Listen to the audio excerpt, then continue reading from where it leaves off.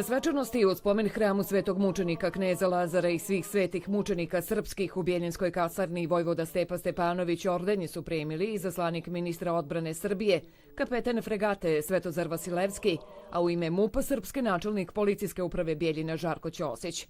Vladika Fotije je nakon molitve za sve postradale u ratovima od Kosovske bitke do danas pozvao Srbe da čuvaju sjećanje na ove besmrtne heroje koji su postradali za slobodu. Mi moramo da se od njih učimo, da se borimo, da opstanemo na prostorima gdje jesmo i ovdje u Republici Srpskoj i na našem Kosovu i na svim drugim stranama i da se neprestano učimo svetosavlju i učimo se pravoslavlju. To je naš put koji nas vodi ka spasenju. Daj Bože da tako bude i da naš narod bude jedinstven, da nas ne dele reke, jezera, nego da to bude sve ono što nas spaja i da dobro činimo jedni drugima i će na taj način se prepoznati da smo zaista ljudi Božji i narod blagosloven. Živjeli Bog blagoslovio. U ime MUP-a Republike Srpske načelnik policijske uprave Bjeljina Žarko Ćosić rekao je novinarima da je orden od Srpske pravoslavne crkve velika čast i da je policija Srpske uvijek bila i bit će uz narod Republike Srpske.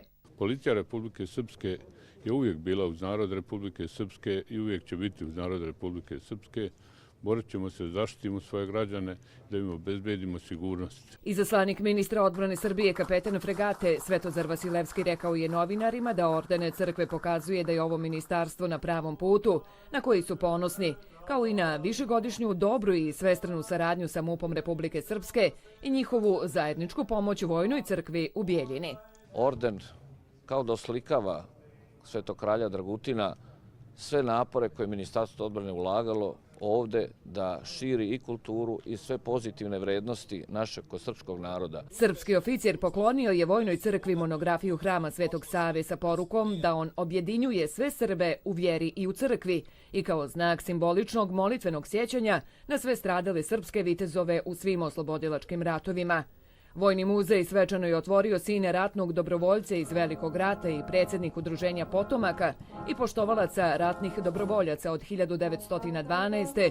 do 1918. Petar Vujičić, koji je u kratkom istorijskom času poručio da je epopeja srpske vojske u Prvom svjetskom ratu paradigma Golgote i vaskrsa srpskog naroda, iza kojeg su nicale ćele kule, ali i sloboda.